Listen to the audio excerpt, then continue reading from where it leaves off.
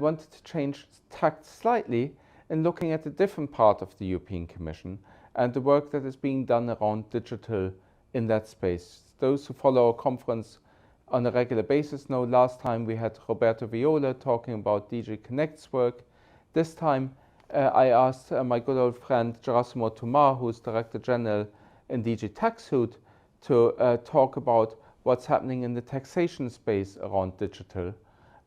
Those that have followed this know there has been discussions on the VAT space, on the corporate taxation space, in the reporting space around digital. It will impact the financial services industry quite profoundly, and I'm delighted to have Gerassimos with me this morning. Good morning. Good morning, Nicholas. Thank you very much for inviting me, and congratulations for this impressive program that you have, the impressive interview that you just had now with the Commissioner, and the discussions that I see that are being taking place. So I think it is not the first time that comes to the mind of your participants to talk about tax. This does not capture the imagination, certainly not of the technology experts. Probably the financial sector is more familiar with certain tax aspects of the tax policy. But I think your decision to raise this issue for discussion today is very timely, because we have a transformation of our international and EU taxation framework that is taking place over the next couple of years, and I think it will have an impact on business, and it will have an impact on the financial sector as business. So the business of the financial sector, but the financial sector itself. So what has happened last year is the end of a long process of consultations in the taxation area, where, let's say, the authorities have tried to tackle the changes that came about with digitalization over the last decades. Around the world, cross-border investments and business dealings have accelerated, and the companies have changed the way they operate. And as a result of this, multinational enterprises started exploiting gaps and mismatches between different tax systems, and the governments realized that they have to act together, let's say, to tackle domestic tax base erosion and profit shifting. And a lot of work started involving the OECD to try to tackle this issue. The governments had estimated that the cost, to tax revenues was the lost revenue was 90 to 200 billion, that order of magnitude, which is around 10% of the corporate income tax revenue that we have among these countries participating in this exercise. So at the same time, businesses realized that they need a certain tax certainty to carry on the business worldwide. They didn't want to have individual actions by the individual countries when it comes to taxing rules for multinational enterprises. And this, we came last year to October to an international agreement that it is truly historic, and has the ambition to change the way tax is collected around the globe from multinational enterprises, but also to give the certainty that it is needed for multinational engagement across all sectors to continue. We have in practice two pillars to this agreement. We have the so-called Pillar 2 that imposes a minimum effective taxation rate of 15% for all large groups with combined financial revenues of more than 750 million a year. This includes the financial sector. So groups with financial revenues more than 750 million per year, they will be subject to the minimum 15% tax rate in all jurisdictions. And we have made legislation in December. The Commission made proposals in December that are currently discussed in the Council with the ambition by the French presidency to have an agreement during the first half of the year to have this applied in Europe by 2023, as has been agreed, let's say, globally. So then we have the so-called Pillar 1, which is a more drastic change by which taxing rights will be relocated between countries. In practice, this means that the whole model of taxing multinational enterprises where they have their headquarters will gradually shift to a model by which taxing rights will be allocated to where the sales of these enterprises are made. So for a percentage of the points of the profits, the tax revenue will be collected where the sales are made and not where the headquarters are based. This is a drastic, let's say, change. It is just, it addresses issues of distribution, it addresses issues of fairness, it allows planning over the long term. 141 countries and jurisdictions have engaged and agreed to this, but it requires good preparation and a tight time, and requires a lot of technology as well for this to be implemented. So we are now in full discussions with all countries and the OECD in order to decide the fine print on how to implement Pillar 1. All the members, and particularly the EU, have insisted on a regular public consultation on these issues. A public consultation on implementation modalities has opened last Friday. This is the first out of 3 steps that we will have from now to the June, when the multilateral convention linked to Pillar 1 is supposed to be signed.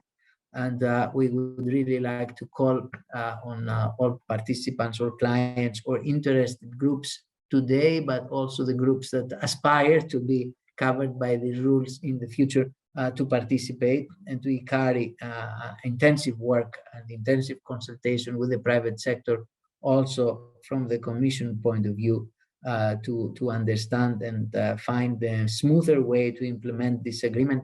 And I would say, very importantly, also a way that minimizes the administrative burden.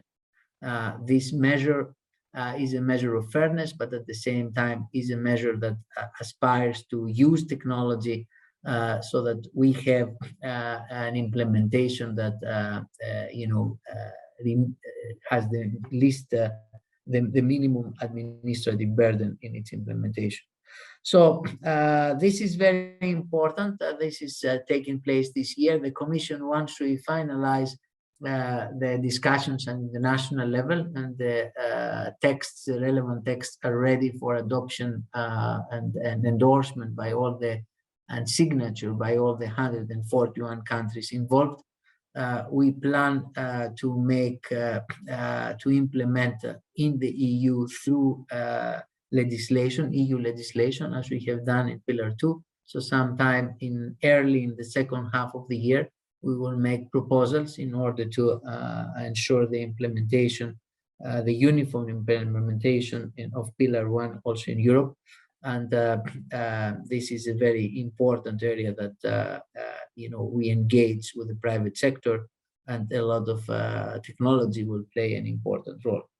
Now, as following the crisis, the COVID crisis, I'm sure you all noticed that a lot of public debt has been accumulated, and therefore, so also that public expenditure will be needed in the years to come, not only to let's say to underpin our health systems, because the health crisis continues to pose challenges, but also in order to drive forward the transformation that the European economy has set out to do in terms of green and digital transition. So investment will be extremely important in the next 20, 30 years.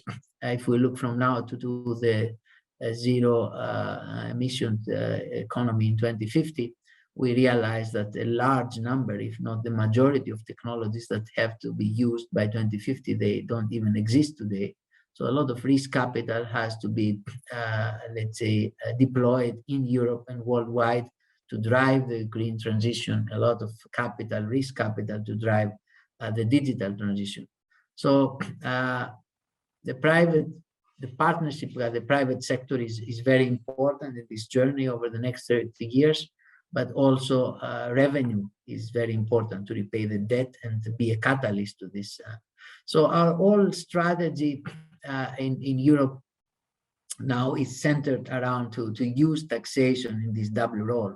On the one hand, to use taxation as an enabler to try to catalyze the right type of technologies, give incentives to the right type of investments.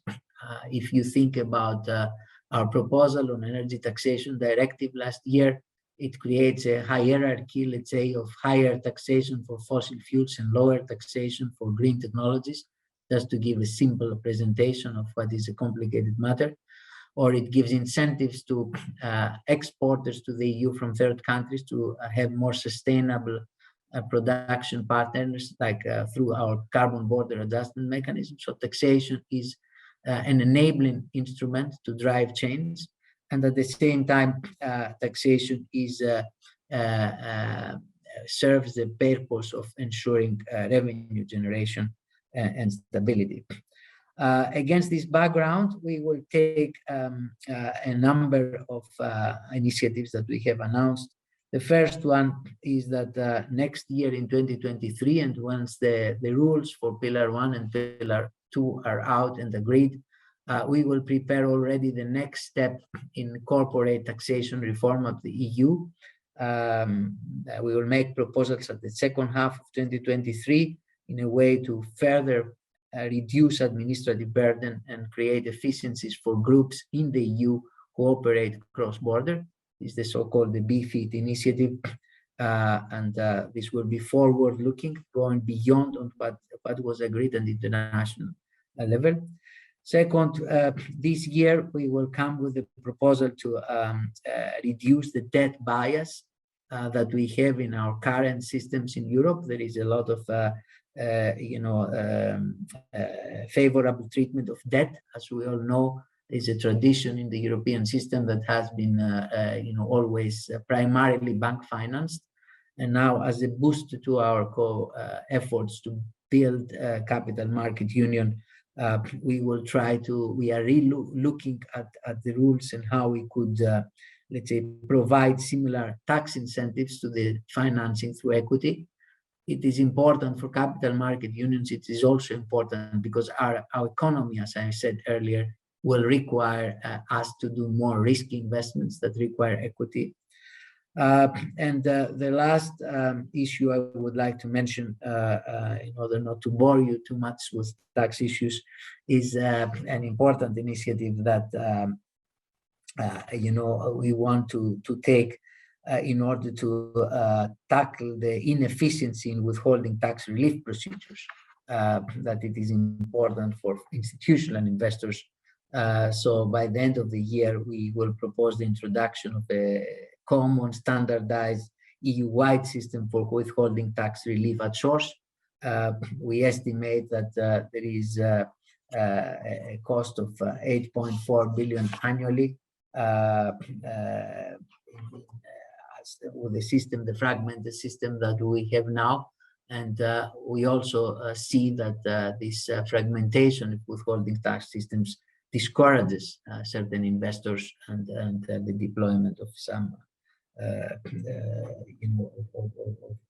of capital in Europe. So now this conference is a lot about technology. I think in the fintech area, my perception of this is that, my personal perception from my previous engagement is that a lot of investment has been made in this area by the financial sector in technology. Worldwide, it did not always, let's say, start well, or it was not always right from the very beginning. And some stranded investment was made by some actors at some stage. And we think we need now in the taxation system, a similar similar investment to bring the taxation system to the digital age. So not only to deal with the effects of the digitalization, but tax administrations and companies working with tax administrations need to boost up their digital infrastructure. And I think it is very important to learn from the experience that you have in the financial sector and fintech. There are, in these big transformations that are taking place, there are experiences that have to be shared. There are lessons that have to be learned, and we cannot afford that every sector or every administration learns with its own mistakes. I think we need to encourage the cross-sector and cross-border sharing of knowledge. So we are looking forward to look at the results of your discussions and to learn from our colleagues engaged in that. I will stop here. I would be happy to answer questions if you have, or if your speakers have questions. Thank you. Thank you, Gerassimos. I think it was a very good idea to have you here, and I certainly have a number of questions, but it's a good point to remind the audience, please, we've got the Q&A function. Do feel free to ask questions to Gerassimos, but also for the remainder of the day. At any time you see we bring them in. We did yesterday, very much so. I think, let me maybe start. I think one initial reaction, and that's out of your hands, but you mentioned the consultation on the Pillar 1, the first part of Pillar 1 that started on Friday at the level of the OECD. Unless I misread it, I think the deadline for comments is the 17th of February, which the deadlines are very, very ambitious. And I think you need to be aware that maybe it's too ambitious. So I think the question is, as you move towards the EU's implementation proposal in the second half of the year, how are you thinking about consulting the industry in that? Because I think many people will start to focus more on the implementation element once it comes to the European level. Yeah, thank you for this question, Nicholas. I mean, the fact, and I should have said it in the beginning, is that the fact is that this is not the start of the consultation process. The OECD process has done a number of consultations over the last years. So there has been consultations through the OECD on the principles, on the BEPS principles for quite some time, and the industry has been engaged. So this is a follow-up consultation, if we may say, that involves allows the sector to react to specific aspects. That's why there will be 3 short consultations, and the deadlines are very short, because there is an international agreement at G20 level to finalize the technical preparations in the first quarter of this year and have the legal texts, the multilateral convention texts, ready for signature by all 140 countries by June. But this is not the start of the consultation process, is the end of the consultation process. In fact, it was not even envisaged to have this second part, but the EU, together with the US, who insisted a lot that there has to be this additional consultation on specific parts. So we will use, in preparing our proposals, the results of all the consultation work that has been done by the OECD over the last years, and we will bring them together. Thank you. And I think it is important to highlight that, as you say, the work by the OECD not only but significantly has been driven by the digital transformation of the economy, as you say, to have a fairer distribution of revenue at the point of consumption. That brings me to a question that I had, but also just came in, which is, in Pillar 1, of course, financial services are carved out as a sector. That for me raises 2 questions. One is, how do we deal with a lot of the, what I would call, auxiliary services that might not be regulated, formally regulated financial institutions, but are instrumental to the functioning of financial services, such as card schemes and other structures, infrastructure providers and so on. That there's a lot of a gray area on the fringes of the industry where it might be helpful to have more clarity as to whether they're in or out. And the second question is linked to that. That's of course an assumption that Europe will continue to keep the carve-out, and that's the question: will you follow at the European level that carve-out for the financial services industry? Yes, the companies in scope of Pillar 1 are very limited, and there is an exception of the sectors as well, as you mentioned, but overall the number of companies that will be covered is very small. I think there has been a very clear agreement on the carving out of the financial sector and extraction industries. This is an agreement that has been there now for quite some years, and it was not changed in the later discussion. So we don't plan at EU level, and I don't think there are any reflections at the OECD level to change this carve out. And certainly at when we bring European legislation, as we did for Pillar 2, we will stick as close as possible to the OECD agreement, and we will not have any gold plating. Now, when it comes to the definition of sectors, of course, this consultation period that we have now over this quarter leads to a number of actors trying to solve these questions on, in which sector they feel whether they should be excluded. We have a lot of requests, of course, from additional sectors to be excluded.